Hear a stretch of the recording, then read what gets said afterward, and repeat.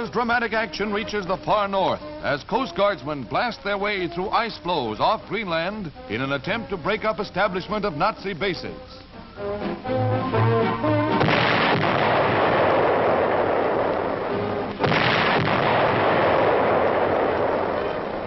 The hunt went on for 2 months, just a few hundred miles from the North Pole.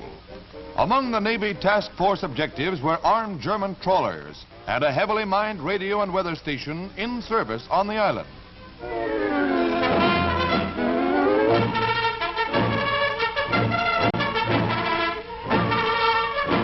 The relentless search continued day and night. 60 Nazi prisoners were taken.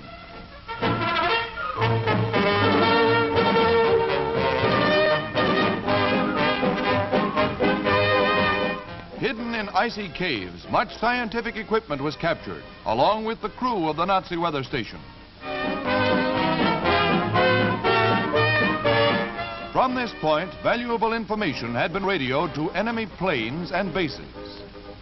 2 Coast Guard cutters tracked down a brand new 180-foot Nazi trawler and cornered her in the ice.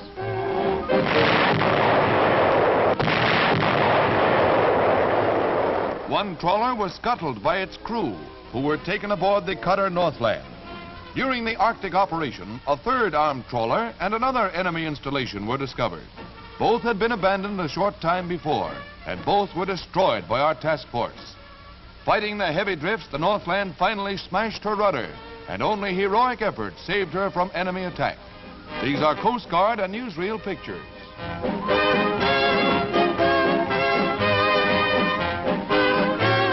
A prize crew brought the captured trawler Echsensteiner to Boston. Boarded before the German crew had time to set off demolition charges, the ship is complete in every detail.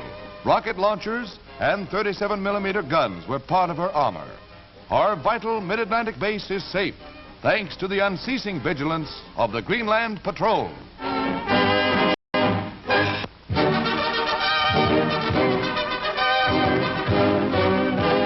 From Strasbourg, Nazi positions across the Rhine are shelled. Despite savage Nazi resistance, Strasbourg was taken and Kehl came within range of American guns.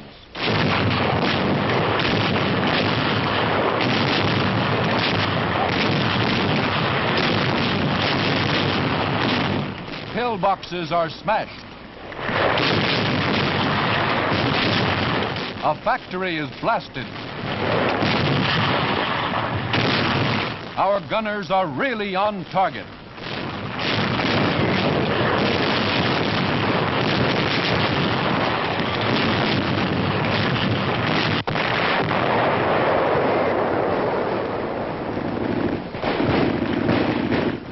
The Rhine is no barrier to Yank artillery.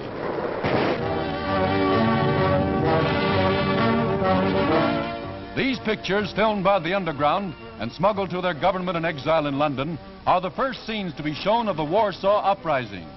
Germans bombed and shelled sections held by the Poles and finally were able to move tanks and heavy equipment into the recaptured city. The 2-month-long revolt was a bloody and heroic battle, and starving Poles stripped dead horses for food. Forced to capitulate when no help came, the Poles signed an armistice with the Nazis.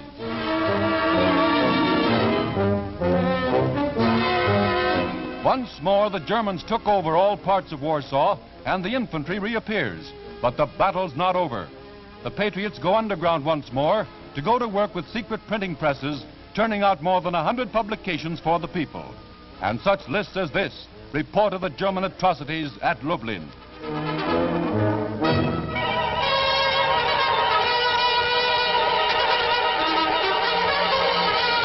The Germans systematically reduced the Warsaw ghetto to rubble, exterminating uncounted thousands.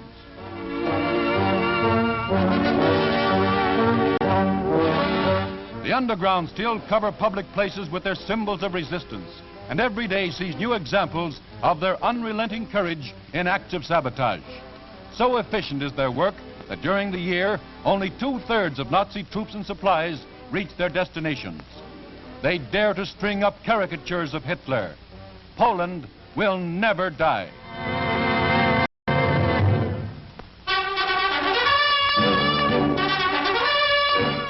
French embassy in Washington takes on renewed activity as the capital prepares to welcome Monsieur Henri Bonnet, first accredited ambassador from the provisional French government.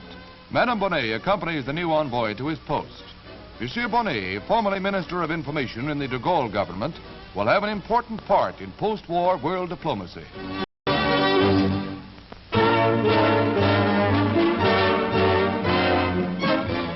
Britain's Home Guard, whose dogged courage stood between England and disaster in the early war days, parades in stand-down ceremonies, witnessed by the King and royal family in Hyde Park. These are the men who, unpaid and almost unarmed, responded to their commander and patrolled roads, watched for Nazi parachutists, and undertook the hundreds of home defense jobs when England's back was to the wall.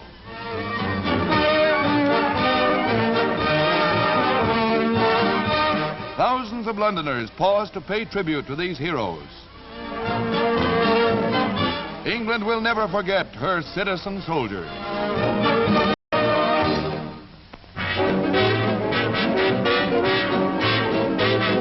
Patriotism and war bonds packed the Coliseum in Houston, Texas for a championship match between champ Mildred Burke in white and the challenger Mae Weston. 11,000 bought 20 millions in bonds to see these two dignified young ladies have a quiet romp.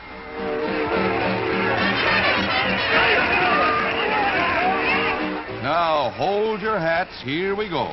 Mildred gives her a nice love slap, but Mae comes right back with a tummy massage. The champ lays down for a little rest while Mae obligingly gives her dear friend a rub down and then a facial. The girls are really old friends, you can see.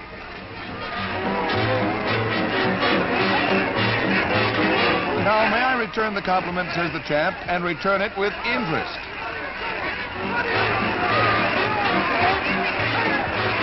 Oh, Mildred, really, must you leave? Well, do come back. Back so soon? It's nice to have you with me again, the champ says, but Mae, there's not enough room here for both of us. Now, Mae, here's a new twist for you, and for the last time.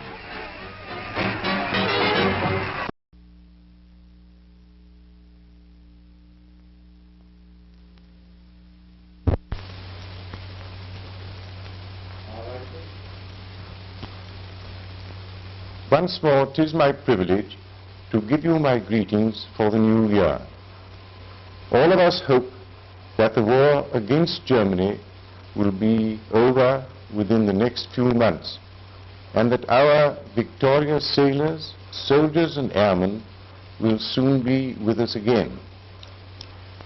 We must, however, remember that our implacable enemies have their backs to the wall and that they will fight with all their strength to delay the inevitable end.